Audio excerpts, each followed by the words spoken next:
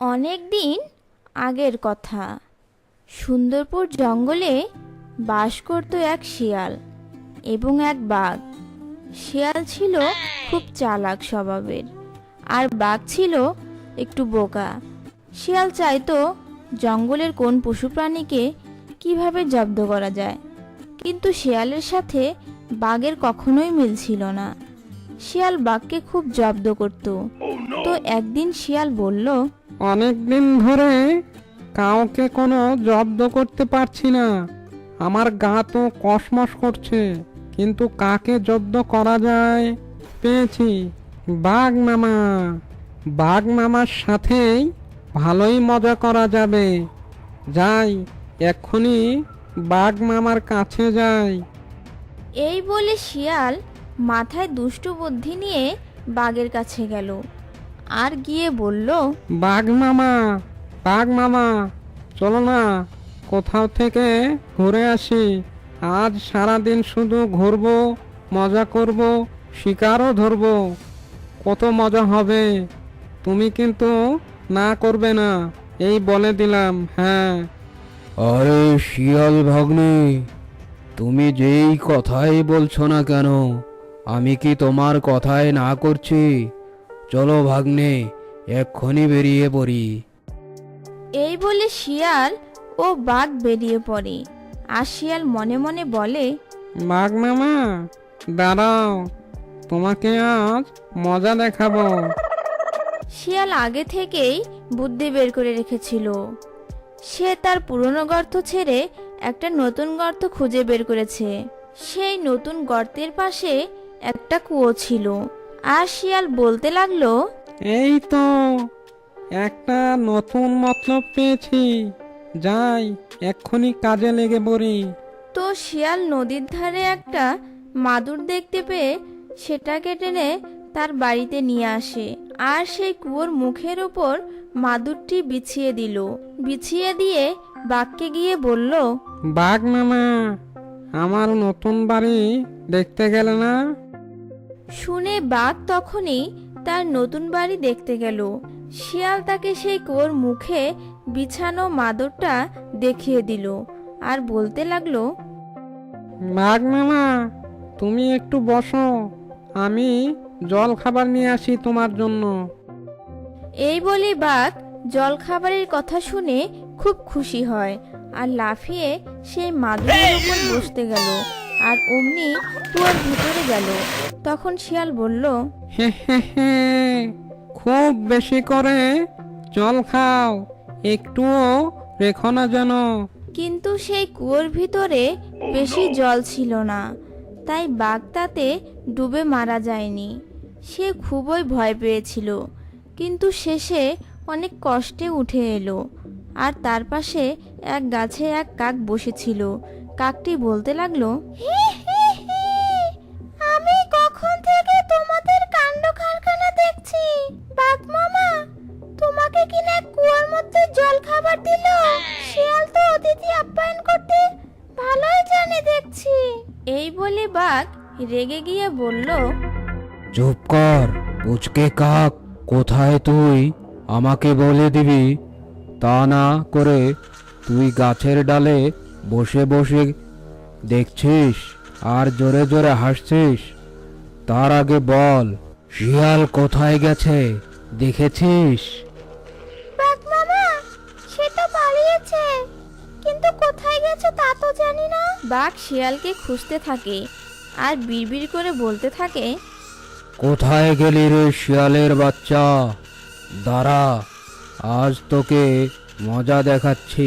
কিন্তু বাঘ কিছুতেই শিয়ালকে খুঁজে পেল না।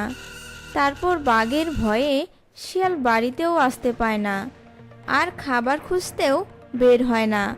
দূর থেকে দেখতে পেলেই বাঘ তাকে মারতে আসে। শিয়াল বেচারা না খেয়ে থাকতে থাকতে আধমরা হয়ে গেল। তখন শিয়াল ভাবতে লাগলো, না, এভাবে আর কতদিন? এমন হলে তো মরেই যাব।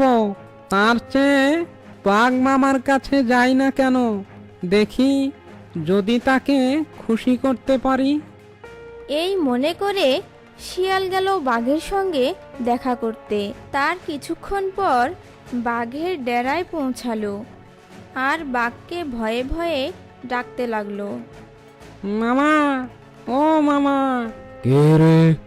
মনে হচ্ছে শিয়াল এসেছে, বাইরে বেরিয়ে দেখি তো। আরে, এ তো দেখছি সে পাজি বজ্জাত শিয়াল। শিয়াল অমনি ছুটে এসে কাঁদতে কাঁদতে বাঘের কাছে গিয়ে ক্ষমা চাইলো আর নরম স্বরে বলতে লাগলো, মামা, আমাকে খুঁজতে গিয়ে তোমার বড় কষ্ট হচ্ছিল দেখে আমার কান্না পাচ্ছিল। মামা, তোমাকে বড্ড ভালোবাসি, তাই এসেছি। মামা, কষ্ট করে তোমাকে আর খুঁজতে হবে না, ঘরে বসেই এখন আমাকে ইচ্ছে মতো মারতে পারবে। শিয়ালের কথা শুনে বাঘ তো ভারী থতমত হয়ে গেল। সে তাকে মারল না, খালি ধমকিয়ে বলল, এই হতভাগা পাজি, আমাকে কুয়োতে ফেলে দিয়েছিলি কেন রে? শিয়াল নির্ভয়ে বলতে লাগলো, ছি ছি বাঘ মামা, আমি তোমাকে কুয়োতে ফেলতে পারি? সেখানকার মাটি বড্ড নরম ছিল, তার উপর তুমি লাফিয়ে পড়েছিলে, তাই গর্ত হয়েছিল। তোমার মতো বীর মামা কি আর কোথাও আছে বলো? এমনি করে শিয়াল আর বাঘের মধ্যে আবার ভাব হয়ে গেল। এরপর শিয়াল ও বাঘ মিলেমিশে থাকা শুরু করলো। এভাবেই তাদের বাকি দিনগুলো কেটে গেল। তো বন্ধুরা, কেমন লাগলো আজকের গল্প? যদি গল্পটি ভালো লেগে থাকে তাহলে অবশ্যই সাবস্ক্রাইব করুন আর পাশে থাকা বেল বাটনটি ক্লিক করুন। অবশ্যই লাইক কমেন্ট শেয়ার করতে ভুলবেন না।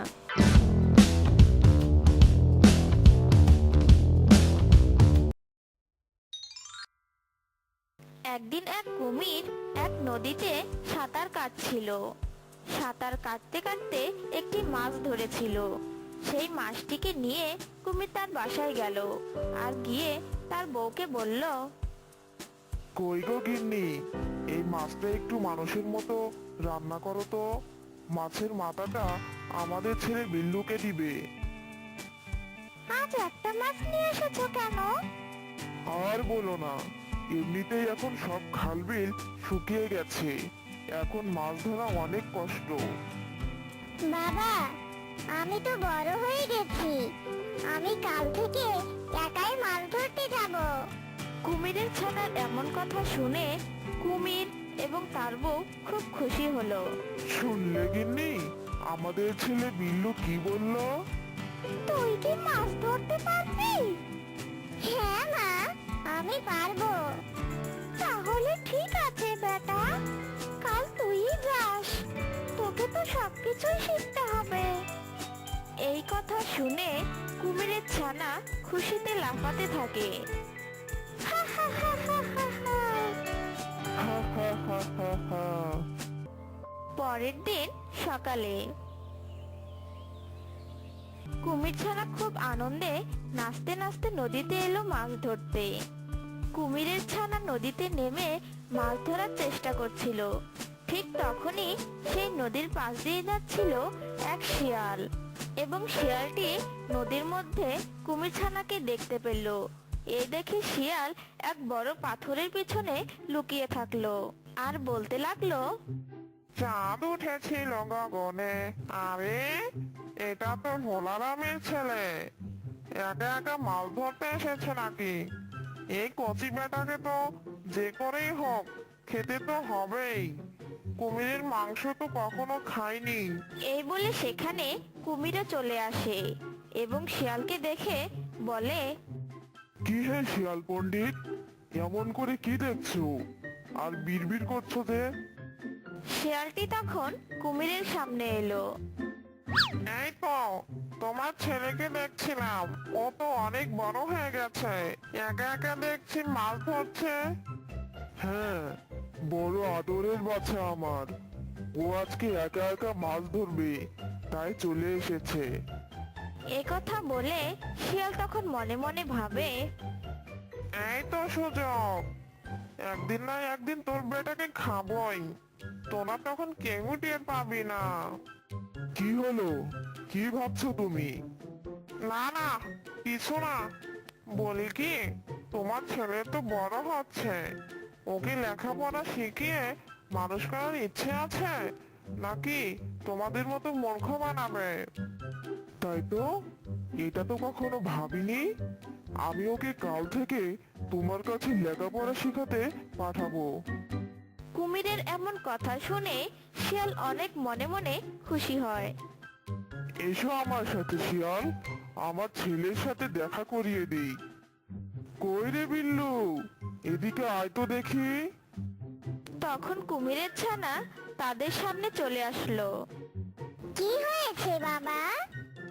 শোন, কাল থেকে তোর এই মামার কাছে লেখাপড়া করতে যাবি, বুঝলি?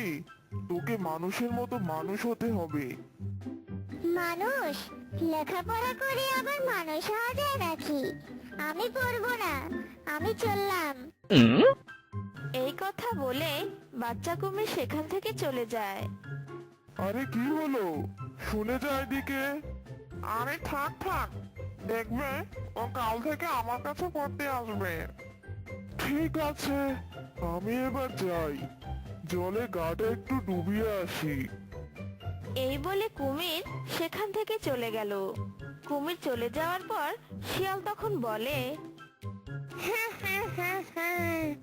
কাল এমন কাদা ফেলবো না, শিকার নিজেই এসে আমার কাছে ধরা দিবে। পরের দিন সকালে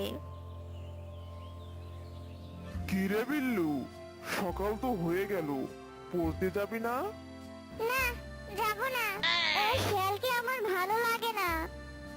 তবে রে বেটা, তো তোর একদিন কি আর আমার একদিন। এই বলে কুমিরের ভয়ে কুমির ছানা দৌড়ে পালিয়ে গেল। তখন কুমির আর কুমিরের বউ জঙ্গলের ভেতর দিয়ে যাচ্ছিল আর বলছিল, দেখেছো গিন্নি, ছেলেটা কত বড় পরাচর হয়েছে। তুমি কোনো চিন্তা করো না, দেখবে সে ঠিকই করতে যাবে। এদিকে কুমির ছানা নদীর পাশ দিয়ে যাচ্ছিল আর বলছিল, ওরে বাবারে, আজ খুব বাঁচার বেঁচে গেছি। উফ, লেখাপড়া করে আবার মানুষ হওয়া যায় নাকি? এই কথা বলতে তার সামনে শিয়াল এসে হাজির হয় এবং কুমির ছানাকে লোভ দেখানোর জন্য কিছু চকলেট নিয়ে আসে। সেই চকলেট দেখে কুমির ছানা খুব খুশি হয়। কে বিল্লু, চকলেট খাবে? এই, আমাকে চকলেটগুলো দিবে, আমি খাবো। তাহলে যে আমার কাছে পড়তে হবে। হ্যাঁ হ্যাঁ, আমি পড়বো, আমি লেখাপড়া করব, আর প্রতিদিন এসে চকলেট খাবো। কুমির ছানার এমন আনন্দ দেখে শিয়াল তখন মনে মনে বলে, এই তো, বেটাকে এখন লাইনে এনেছে, এরপর তাকে একদিন ধরে কচকচ করে খাবো। হে হে হে হে। আচ্ছা চলো, তাহলে আজকে থেকে লেখাপড়া শুরু করি। আর এই নাও চকলেট। আচ্ছা, এই চকলেট তুমি কোথায় পেলে মামা? তখন শিয়াল মনে মনে বলে, এই রে, আমি তো চকলেট গুলো মানুষের দোকান থেকে চুরি করেছিলাম, সেটা ওকে বলা যাবে না, সেটা আমি তোমাকে পরে বলবো। এখন চলো। এই বলে কুমির ছানা ও শিয়াল জঙ্গলের ভেতরে হাঁটতে শুরু করলো এবং হাঁটতে হাঁটতে শিয়ালের গুহার সামনে চলে এলো। তুমি এখানে একটু দাঁড়াও, আমি বই নিয়ে আসছি। তখন শিয়াল গিয়ে একটি বই নিয়ে আসে। শোনো, আমি যা বলবো তুমি আমার সাথে সাথে তাই বলবে, ঠিক আছে? আচ্ছা ঠিক আছে মামা। বলো, এক, এক, দুই, দুই, তিন, তিন, চার, চার, 10। 10। ঠিক আছে ঠিক আছে, আজ এই পর্যন্তই, আগামী কালকে আবার আমি পড়াবো। এখন বাসায় যাও। এই বলে কুমিরের ছানা তার বাসায় চলে গেল। প্রতিদিনের মতো আজও কুমিরের ছানা সেই নদীর পাশ দিয়েই হাঁটছিল আর বলছিল, প্রতিদিন পড়ার ফাঁকে ফাঁকে চকলেট খাবো, মজাই আলাদা। এদিকে শিয়াল তার গুহার সামনে বসে বসে কুমির ছানার জন্য অপেক্ষা করছিল। কি ব্যাপার, ওই পুচকেটা এখন আসছে না কেন? আজ আর দেরি করবো না, যেভাবেই হোক ওকে খেতে হবে। হয়তো বলতে না বলতেই চলে এসেছে। এদিকে কুমিরের বউ ও কুমিরকে বলছিল, আমি বলি কি, তুমি একবার যে দেখে আসো তো আমাদের ছেলে কেমন লেখাপড়া শিখছে। কথাটা মন্দ বলনি, যাই গিয়ে একবার দেখে আসি। এই বলে কুমির তার ছানাকে দেখার জন্য সেখান থেকে রওনা দিল। এদিকে শিয়াল কুমির ছানাকে বলল, আচ্ছা, এবার পড়াশুনো করো। বলো সরে ও, সরে আ, ক, খ, গ। ঠিক আছে, আজকের পড়া এই পর্যন্তই। এবার আমাকে চকলেট দাও। চকলেট? সেটা আবার কি? আজ তোকে আমি ছাড়বো না, আমি তোকে মজা করে খাবো। হা হা হা হা। ও শিয়াল মামা, আমাকে খেও না। তোকে কদিন ধরে খাবো খাবো বলে সুযোগ খুঁজছি, আজ তা পেয়ে গেছি। এই বলে যখনই শিয়াল কুমির ছানাকে খেতে যাবে ঠিক তখনই কুমির তাদের সামনে চলে আসে আর বলে, তোর এত বড় সাহস, আমার ছেলেকে খাবি? না, মানে না, আমি তো মজা করছিলাম। তোকে আমি বিশ্বাস করে ভুল করেছি। তখন শিয়াল ভয়ে মনে মনে বলল, এখন তো দেখছি পালানো ছাড়া কোনো উপায় নেই, তাড়াতাড়ি পালাই। এই বলে শিয়াল সেখান থেকে দৌড়ে পালিয়ে গেল। বেটা, পালালি কেন? তোকে যদি বনের আশেপাশে দেখি তাহলে তোকে কামড় দিয়ে তোর মাংস খাবো। চল বিল্লু, বাসায় যাই। এই বলে তারা তাদের বাসায় যাওয়ার জন্য সেখান থেকে চলে গেল। এদিকে শিয়াল দৌড়াতে দৌড়াতে বলে, আমাকে খুঁজে পেলে তো কামড় দিবে। এদিকে কুমির ও কুমির ছানা তাদের বাসায় আসলো আর কুমির তার বউকে সব ঘটনা খুলে বলল। তো বন্ধুরা, কেমন লাগলো আজকের গল্প? যদি গল্পটি ভালো লেগে থাকে তাহলে অবশ্যই সাবস্ক্রাইব করুন আর পাশে থাকা বেল বাটনটি ক্লিক করুন। অবশ্যই লাইক কমেন্ট শেয়ার করতে ভুলবেন না।